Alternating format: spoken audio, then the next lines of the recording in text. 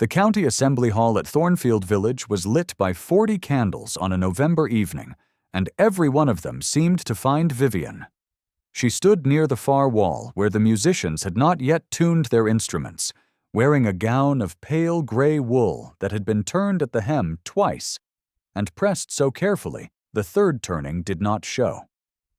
Around her, the county had arranged itself in the colors of a late garden: amber silk, deep rose, the blue-green of sea glass. The women of the neighborhood watched her from behind their fans with the specific attention people give to something they have already categorized and find satisfying in its smallness. Mrs. Holt, the magistrate's wife, had said it first, and said it plainly enough that Vivian had heard it from 3 paces. The new Earl's ward. Poor thing. He brought her from nowhere in particular, apparently. William stood at the room's center in conversation with Sir Edmund Fane, his black coat uncreased, his manner the controlled stillness of a man who had learned very early that a room full of strangers would look to him first and decide everything accordingly. He was not handsome in the bright way that Miss Cecily Fane was beautiful, but there was a quality in the set of his jaw and the steadiness of his dark eyes that made the candlelight seem to consult him before settling anywhere else. He had not looked at Vivian since he had introduced her to Sir Edmund as "my ward, Mrs. Ashworth, who requires some weeks of settled arrangement before the question of her future is properly addressed." She had not corrected him. She did not yet know whether the error was his alone, or whether the solicitor's letter had told him to use that word, or whether she was simply past the season in her life when being named correctly changed anything material. She pressed her gloved hand flat against her skirt and waited for the musicians to begin. What she did not yet know was that the word ward was about to be used against her in this very room, in front of these very people, and that by the time the candles had burned down to their collars, the question of her future would be addressed after all, in a manner no one in the assembly had anticipated, least of all herself. To understand how Vivian came to stand in that hall wearing a gown that had been turned 3 times, it is necessary to go back 14 months, to the morning the physician had drawn the curtain in the front bedroom of Ashworth Park and told her that her husband would not last the fortnight. Lord Ashworth had been 53 years old and had married her when she was 22, in a ceremony attended by his mother's cold approval and very little else. She had not loved him in the way the novels described, but she had respected him, had managed his household carefully, had learned which tenants needed a quiet word in December and which fields drained poorly, and which of the housemaids wept on Tuesdays without explanation. She had been a good countess in the specific way that counted. She had paid attention, and he had noticed. In his last weeks he had pressed her hand and said, with some effort, that he was sorry the entail made everything so impossible. She had told him not to be sorry. The entail was not his fault. It was no one's fault, precisely. The estate was drafted so broadly that on Lord Ashworth's death, with no male heir from the marriage, it passed in its entirety to the nearest living male cousin of the blood, a man named William O'Brien, Irish by birth and long residence, whom she had never met, and who had apparently never expected to inherit anything English in his life. The solicitor, Mr. Hargrove, had visited her the week after the funeral and explained the situation with a gentleness she appreciated and a precision she had already worked out for herself. The title passed. The estate passed. The household staff remained, technically, as employees of the new Earl. She retained the widow's settlement Lord Ashworth had provided, £300 per year and occupancy of the East Wing for 6 months, after which the arrangement was subject to the new Earl's discretion. She had thanked Hargrove. She had walked to the window. She had looked at the park, which she had managed for 14 months, and which was not hers, and would not be, and which would now belong to a stranger who presumably had opinions about everything she had organized so carefully. She had turned the portrait of Lord Ashworth to face the wall that same evening, not from grief, or not only from grief, but because she could not spend the next 6 months looking at a dead man's face while the living one sorted out what to do with her. William arrived at Ashworth Park on a Tuesday in October, traveling with a manservant and a quantity of luggage that suggested he expected to stay. Vivian had arranged herself in the front drawing room to receive him, with what she hoped was the precise register of a competent household manager who required nothing from him emotionally.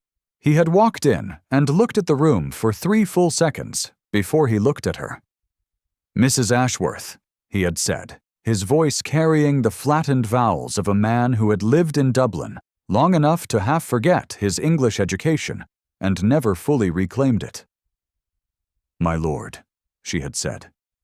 There had been a pause in which she could hear the fire and someone's dog at the end of the corridor.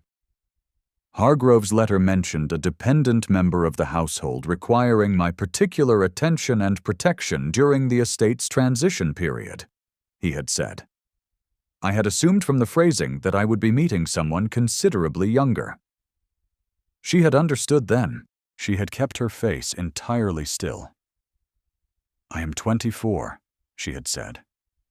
"I am not certain what phrasing Mr. Hargrove used, but I am not, my lord, anyone's ward. I am the late Earl's widow and a resident of the East Wing until the settlement terms are reviewed." His jaw had moved, the way jaw muscles moved when a man was revising a sentence before he spoke it. "I see," he had said. "I should be grateful," she had continued pleasantly, "if you did not repeat the word in the presence of the household. They knew Lord Ashworth, and knew me as his wife.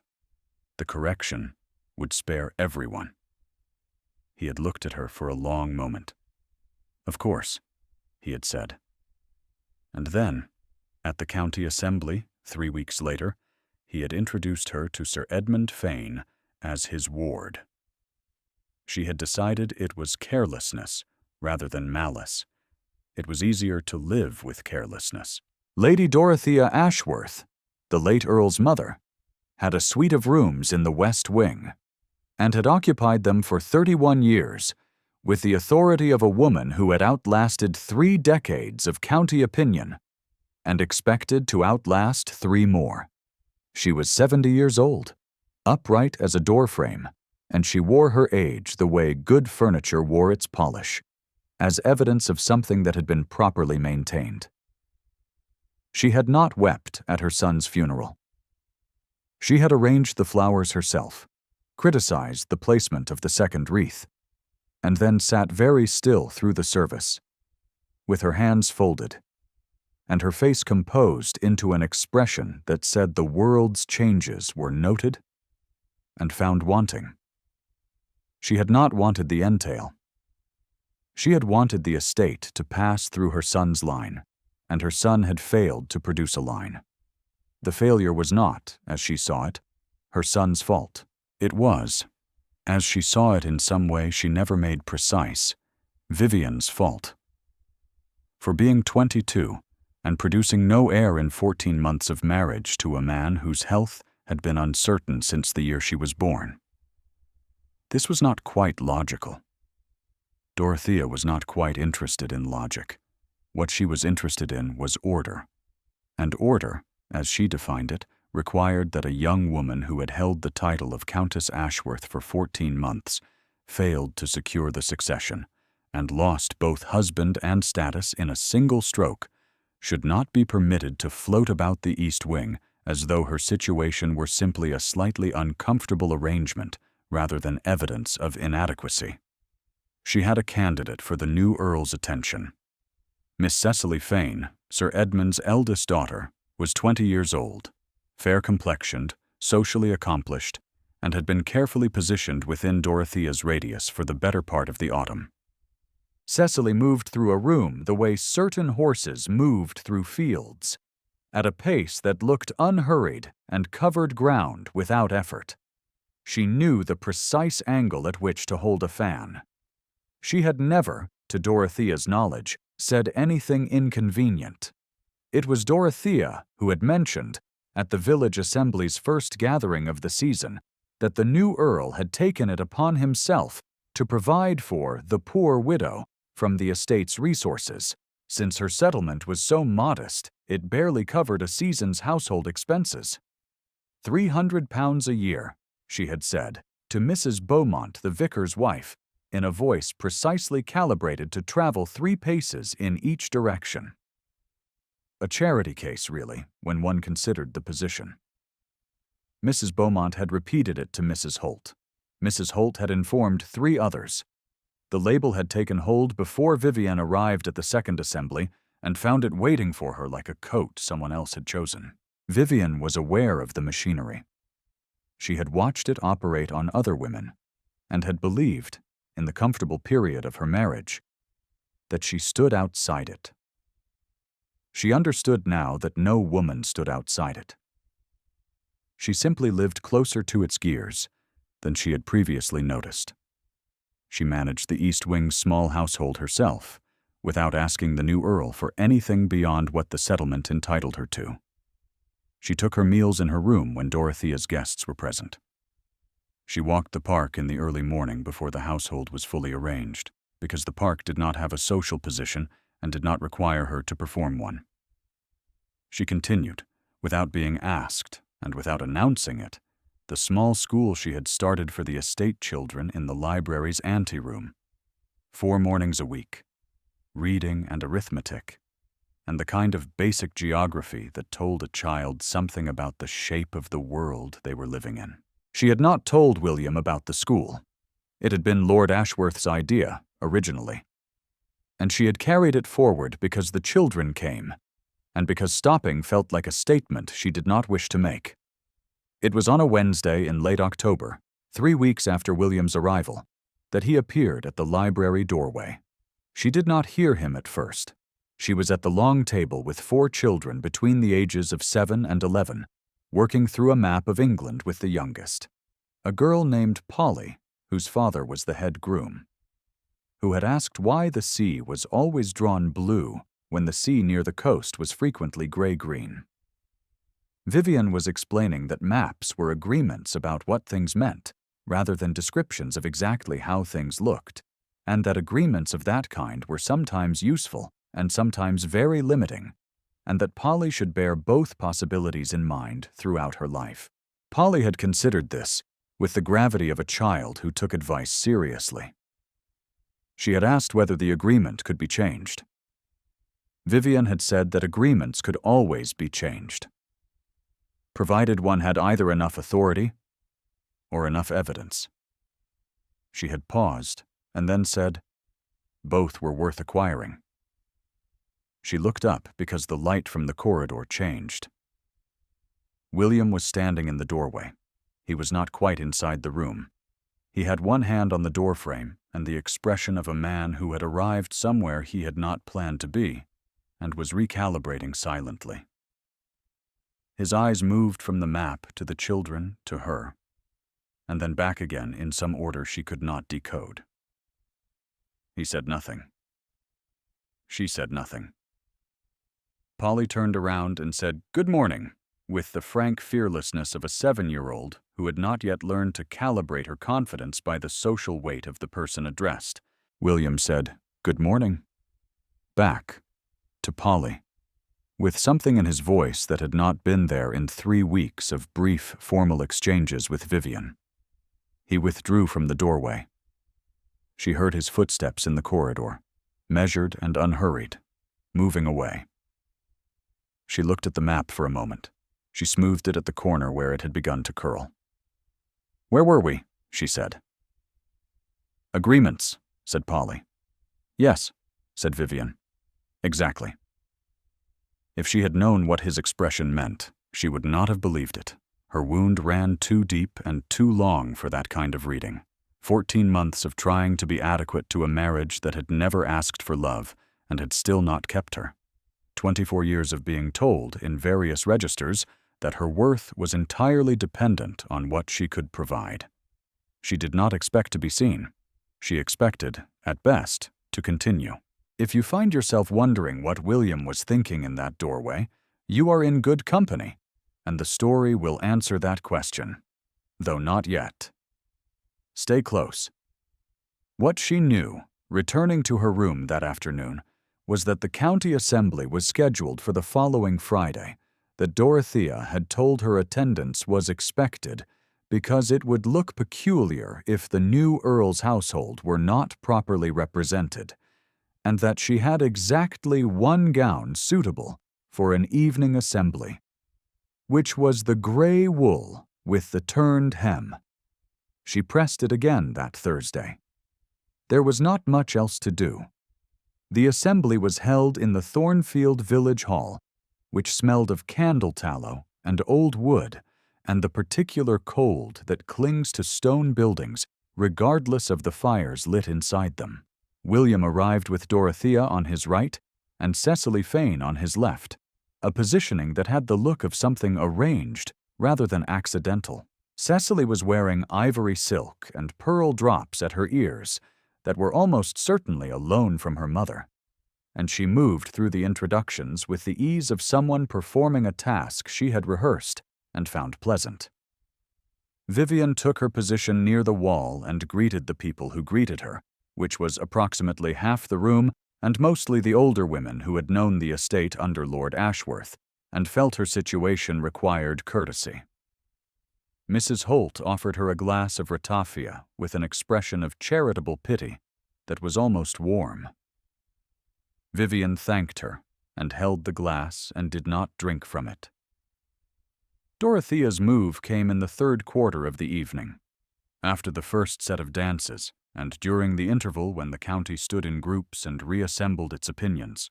She crossed the floor with Cecily at her side and stopped 3 paces from Vivian in a position that made them a small audience without making it explicitly a confrontation. "My dear Mrs. Ashworth," she said, "I was just saying to Lady Pemberton that we have been quite unable to sort out the question of your situation. The ward arrangement has worked well enough for the autumn, but of course it cannot go on indefinitely. One wonders what Lord O'Brien intends." The label arrived the way it always arrived, softly, in a voice calibrated for the 3 people closest rather than the full room, so that it could not be refused without the refusal drawing more attention than the original wound. "I am not," Vivian said, keeping her voice level and pleasant. "Lord O'Brien's ward. Lady Dorothea, I am the late Earl of Ashworth's widow. The terms of my settlement give me residence and income entirely independent of the new Earl's arrangements." Dorothea smiled with the specific patience of someone correcting a child who has claimed something charming but untrue.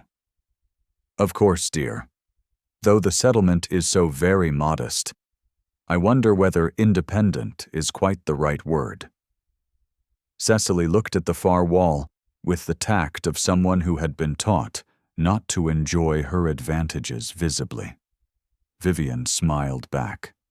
The smile cost her approximately what a smile always cost her in rooms where she was being reduced, everything she had, and nothing she was prepared to show. Then William's voice arrived from behind her left shoulder. She had not heard him approach, and she registered the absence of warning as a small additional fact to carry. "Lady Dorothea," he said, "Sir Edmund is asking after you. I believe there is a question about the arrangement of the next set." There was a pause in which Dorothea looked at him with the calculation of a woman measuring whether a redirection was a command or an oversight. He met it without moving. His face was still, and the stillness was the kind that came from somewhere below decision. Bedrock, rather than choice. Dorothea withdrew, Cecily trailing, and the 3 people nearest them turned back to their own conversations.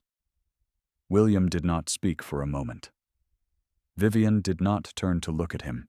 She could feel him at her left shoulder, like a change in temperature. "The solicitor's letter," he said, at a volume meant for her alone. I read it badly. The phrasing was loose, and I filled the gap with an assumption. "Mr. Hargrove has a tendency toward loose phrasing," she said. "He is otherwise excellent. It will not happen again." She turned, then, and looked at him. He was watching her with the steady dark eyes that the candlelight kept consulting, and his expression was not what she had expected, which was the controlled apology of a man discharging a social obligation. It was more careful than that, and more specific, as though he were looking at something he had seen once before from a distance and was now seeing closely for the first time. "Thank you," she said. He gave a brief inclination of his head and moved away. She looked at her glass, which was still full. She set it on the nearest tray. Her hand was steady. The truth of William's wound came out slowly, the way stones reveal themselves in a field after rain.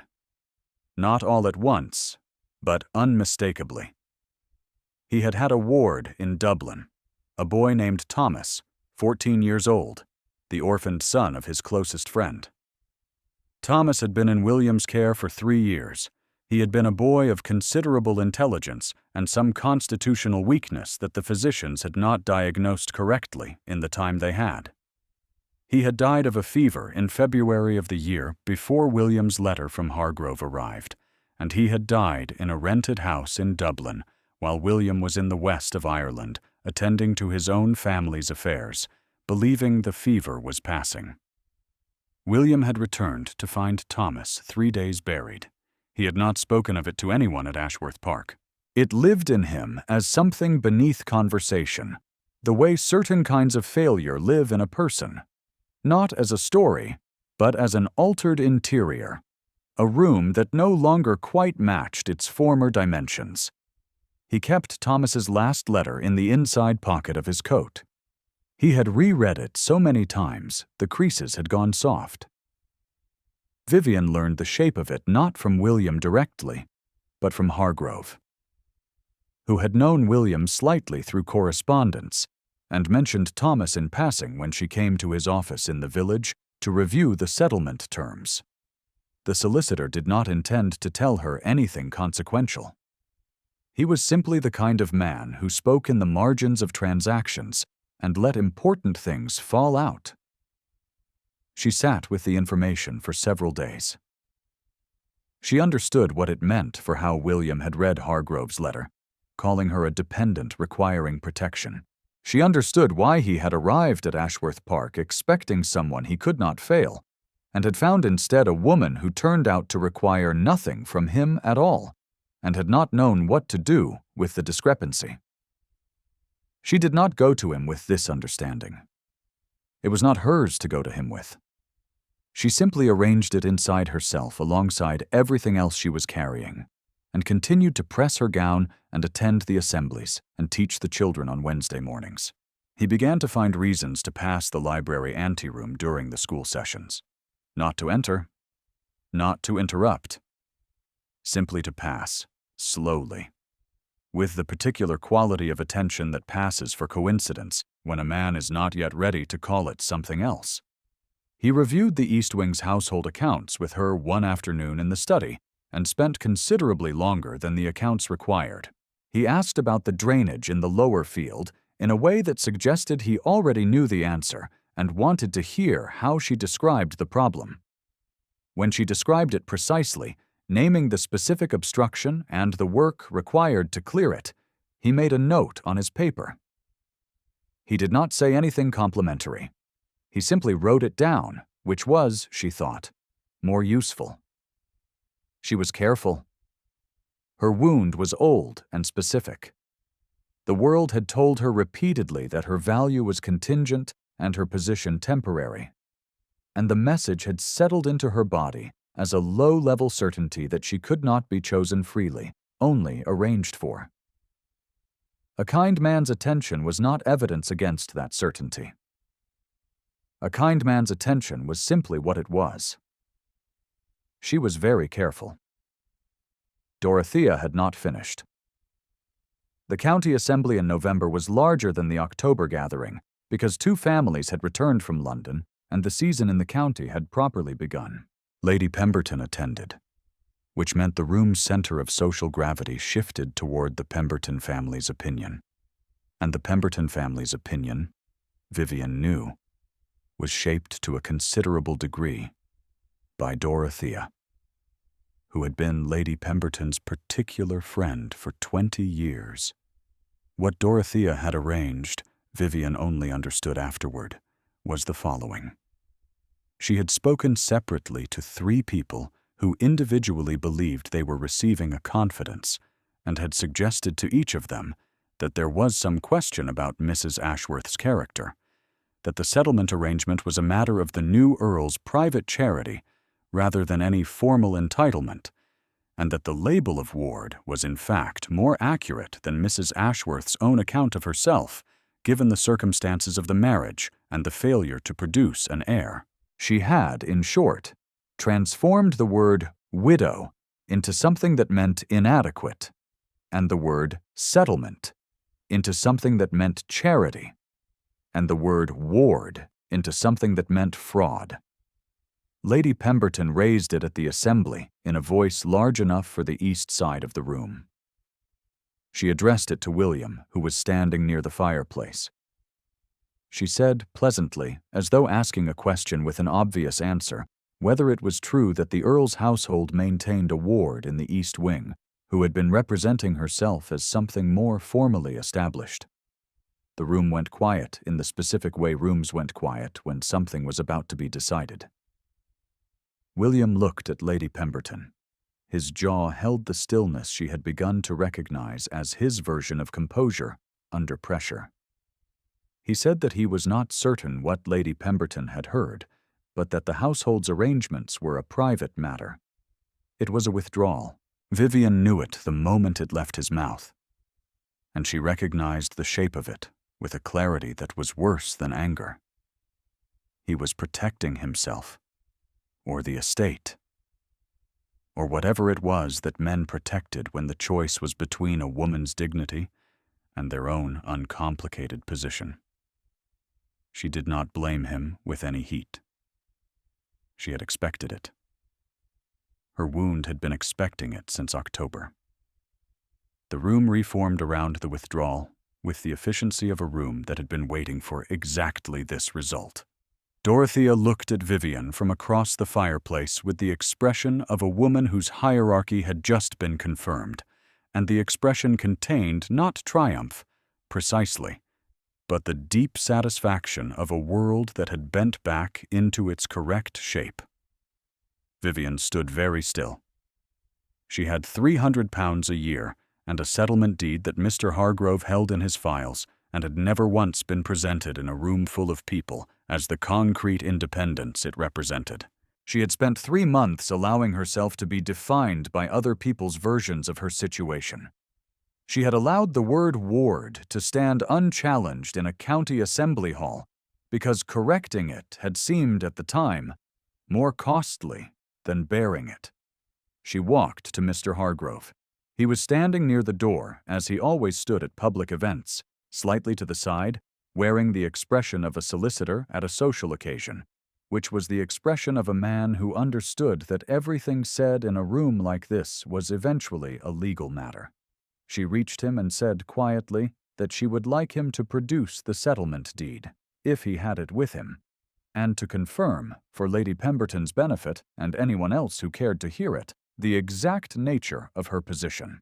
Hargrove looked at her for a moment with the measured surprise of a man who had expected this conversation to happen eventually, and was slightly startled that it was happening now, at this specific assembly, in these specific clothes.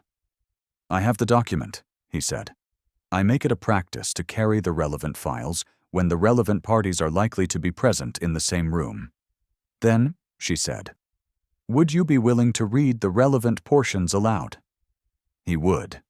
He did. His voice was not large, but the room was listening by the time he produced the folded document from his case, because a solicitor producing a document at a county assembly was not a common event. and the room had collectively decided it required attention.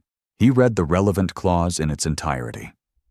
The settlement of £300 per year, secured from the estate's principal, unconditionally, for the duration of Vivian Ashworth's life, requiring no approval from any subsequent holder of the earldom, and contingent on no condition of character, conduct, or marital status.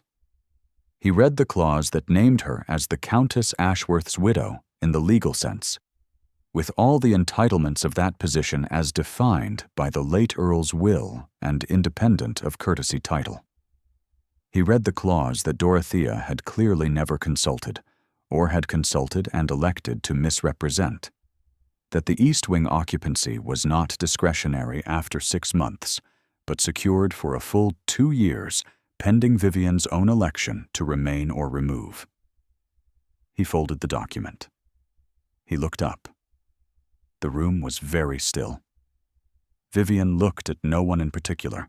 She was looking at the floor between herself and the fireplace, and she was holding her hands together at her waist. Not tightly, just together, because her hands needed something to do. She had asked for the thing that was hers. She had not asked for anything from William. She had not looked at him in the last 4 minutes. She was not going to look at him now. She was simply going to continue. She heard his footsteps before she saw him. Not because he was loud, but because the room had gone so quiet that his 3 strides across the floor were audible to everyone in it, and everyone in it heard them, and turned, and watched. He stopped beside her. She looked up. His face was not composed in the way it had been composed at every prior assembly this season. The composed face was the one she had learned to read as his default, the flat, measured, authoritative stillness of a man who did not permit the room to see him think. This face was something else. The jaw was still set. The dark eyes were steady. But there was something in the set of them that she had not seen before, which was the specific quality of a man who had stopped calculating and arrived somewhere. He turned so that the room could hear him plainly. He addressed the room the way men of his position addressed a room, without raising his voice, knowing the room would lean in to meet it. "Mrs. Ashworth is not my ward," he said. "She was the Countess of Ashworth for 14 months, and she was a better steward of this estate than I have managed to be in the 3 I have occupied it. She is owed, by this county and by this house, considerably more than she has been given." He paused for 3 seconds. "She has agreed," he said, "to make the arrangement permanent." The room's breath moved. Vivian looked at him. "I have not," she said, quietly enough that only he heard her, "agreed to any such thing." "No," he said at the same volume. "You have not. I am asking." She held very still. The old certainty ran its usual argument through her. That this was arrangement, not choice, that men of his position did not choose freely, that tomorrow he would have thought better of it, and the county would have formed its opinion already, and she would have been publicly claimed and privately returned to the Grey Wool and the East Wing, and nothing would be different, except that the wound would be worse. He reached into the inside pocket of his coat. He drew out a folded letter, worn at the creases, and held it in his hand, not offering it to her, just holding it, as though its weight was something he needed to acknowledge. She knew what it was. "I have made errors of attention," he said. "I have looked at the wrong things and missed what was plainly there. I am attempting not to do that again." She looked at the letter. She looked at his face. She said, precisely and clearly enough for the room to hear, "Yes." Lady Dorothea stood at the fireplace with an expression that had gone very quiet. The confidence with which she had arranged the evening, the precise social architecture of Lady Pemberton's question and the room's listening, and William's expected withdrawal, had not been destroyed. It had simply been rendered irrelevant by a set of events that moved past it without requiring her permission. She looked, for a moment, like a woman who had built her house in a field and watched the road reroute itself to the other side of the hill. The house was still standing. It simply no longer faced anything. Miss Cecily Fane looked at the far wall with the expression she had been trained to wear when the conversation reached a conclusion that did not include her. There was something almost like relief in it, though she would not have named it that. Hargrove put the deed away. The musicians, who had suspended tuning during the preceding 4 minutes with the professional instinct of musicians who understood that certain silences were not theirs to fill, resumed. William did not return the folded letter to his coat pocket that evening. He set it on the mantelpiece in the library later, and it remained there through November and into December, not because either of them forgot it, but because neither of them required it to be anywhere else. The library at Ashworth Park had 3 tall windows on its north wall that, in winter, admitted a cold and useful light in the mornings and went dark very early in the afternoons. By December, the fire was lit by 4 o'clock, and by 5 the room was the warmest in the East Wing. The children's school moved to Tuesday and Thursday mornings. Polly asked, on the second Thursday, whether Lord O'Brien was going to keep coming to the doorway, because his coming to the doorway and then leaving again was, in her opinion, inefficient. Vivian had told her that some things required several attempts before a person managed to do them correctly. William had appeared in the doorway then, not yet inside, and had caught the end of this remark.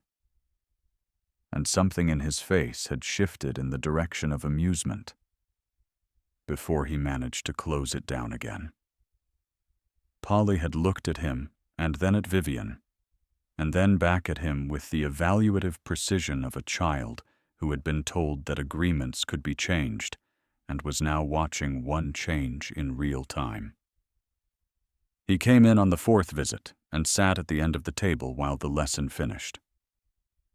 He did not interrupt. He listened to Polly's revised theory about maps, which had expanded to include the idea that all agreements should be written down so people could not later claim to have understood something different. William had said that this was, in his experience, sound advice, and that Mr. Hargrove would have told her the same thing. The children left at noon. He did not leave with them. The fire had settled to a steady burning, the kind that did not require attention, and the room was warm enough that Vivian had moved the nearest chair slightly closer to the hearth without thinking about it. She was reshelving the maps when he said, from the table, that Thomas had liked maps very much. He had found the concept of coastlines interesting, that a line which appeared fixed on paper was always moving if you went to stand at the actual edge. She set the map carefully on its shelf. She did not turn around yet, because she understood that some things were said to the room rather than to a specific person, and that turning too quickly could close them. He told her about Thomas in the way that men who have not spoken of a thing for a long time told stories about it. Slowly, with pauses in which the words were being weighed rather than found. The boy's intelligence. The fever in February. The empty house. The letter he had found propped on the mantelpiece in Thomas's room. In Thomas's handwriting, written 3 days before the end, which said that William should not blame himself, because Thomas had decided that, and had wanted him to have the decision in writing before he left. He was 14, William said. He was more sensible than I was. She turned then. He was looking at the folded letter on the mantelpiece, and his face had the particular stillness of a man who had finally set something down after carrying it so long that the act of setting it down was more disorienting than the weight had been. She crossed the room and placed her hand over his where it rested on the table. He looked at her hand. He turned his palm upward and held it. They stayed like that for a while, with the fire and the winter light from the north windows and the absolute quiet of a house that had learned, over several months, how to hold two people without requiring either of them to perform anything. The snow came in January. It came on a Thursday evening, beginning as the fine preliminary kind that looked like cold indecision and settled into the deep, purposeful kind by midnight. By Friday morning, the park was entirely white, and the lower field's drainage problem was buried under 8 inches of evidence that it would need to be addressed properly in spring, a conversation Vivian had already noted in the household accounts. The library's north windows held the snow well. The light that came in was the specific clear winter light that made every edge in a room more precise, the spines of books, the curve of the fire grate, the shape of things that belonged where they were. The portrait of Lord Ashworth came down from the wall of Vivian's room that week, not because anyone required it to, but because she had decided it should go in the upper gallery where the family portraits lived, where it was, properly speaking, a part of the house's history rather than the geometry of her daily room. William had carried it up himself. She had arranged it between a portrait of William's grandmother on one side and a landscape of the Irish west coast that he had brought from Dublin on the other, a pairing that would have struck anyone as unlikely, and that was, she thought, for that reason, probably correct. Hargrove called on the second Friday of January with a revised copy of the settlement documents, which now included an addendum reflecting the change in Vivian's formal title. The paperwork was thorough, and Hargrove was pleased with it. He stayed for tea and told Polly's father, the head groom, that the East Wing's household was, in his professional estimation, the best administered suite of rooms in the county. The groom had said he expected so, given who was running it. William, from the corridor, heard this and did not correct it. Lady Dorothea attended Christmas at Ashworth Park, as she had attended Christmas at Ashworth Park for 31 years. She sat in her accustomed chair at the table's right side, and she ate her dinner, and she spoke to the guests with the fluency of a woman who had been the social center of this room for 3 decades. She said very little to Vivian directly, and very little to William directly, which was perhaps more honest than anything she had said in the preceding months. She was not destroyed. She was not asked to leave. She was simply present in a house that had reorganized its priorities without consulting her, and she was adjusting to this at the pace available to a woman of 70 who had spent her life believing her judgments were correct. On Christmas evening, she said to Vivian, as they passed each other near the drawing-room door, that the dinner had been well managed. It was not an apology. It was not an acknowledgement of error. It was the specific remark of a woman who understood that the world had changed its position and that something of value had been done, and had decided to name the something without naming the change. Vivian thanked her. Dorothea inclined her head. They went their separate directions. It was enough. In the evenings, when the children's lessons were finished and the household accounts were reviewed and the fire had settled to its long burning, Vivian and William sat in the library with the north windows showing the dark park, and when the weather held to its January intention, the snow still thick on every branch. He read. She read or wrote her correspondence, or sat with a piece of work she was not making much progress on, because the firelight made the room comfortable enough that progress felt beside the point. He did not require her to fill the silence. She did not require him to. This was, she had come to understand, the specific form that his attention took. He was present, and his presence was not a demand for anything from her, and she did not owe him anything for it, and he did not owe her anything for hers. Two people who had each carried a version of the same lesson, that they were ultimately alone in their situations and must manage accordingly, and who were discovering that this was not, after all, quite true. The folded letter from Thomas remained on the library mantelpiece. She had not moved it. He had not moved it. It sat between a small brass candlestick and a piece of quartz Polly had left there, one Wednesday after explaining that it was very old and probably important, and should be somewhere secure. One evening in late January, when the snow was still falling in the soft, committed way it had been falling for a week, William reached across and put Thomas's letter in the candlestick's drawer, not discarding it, not sealing it away, just placing it where things were kept. He closed the drawer. He looked at the fire for a moment. Then he looked at her. She set down her pen. Outside the north windows, the snow was making the park entirely smooth and white, laying a new surface over the drained fields and the churned paths and everything that had been difficult and unresolved in the months preceding, covering it without erasing it, the way certain kinds of settlements covered things, not pretending the difficulty had not been there, only offering the possibility of a clean continuation. She was the Countess of Ashworth. She had been the Countess of Ashworth, and she was the Countess of Ashworth again, and the title meant something different now than it had meant 14 months ago, because it had been claimed from her, and she had reclaimed it herself, without assistance, in a county assembly hall, and then accepted its second iteration from a man who had crossed a room and asked. The fire held. The snow held. The library held them both. She placed her hand over his. If this story stayed with you, leave a word in the comments. These quiet rooms, these small, hard-won returns, are worth telling.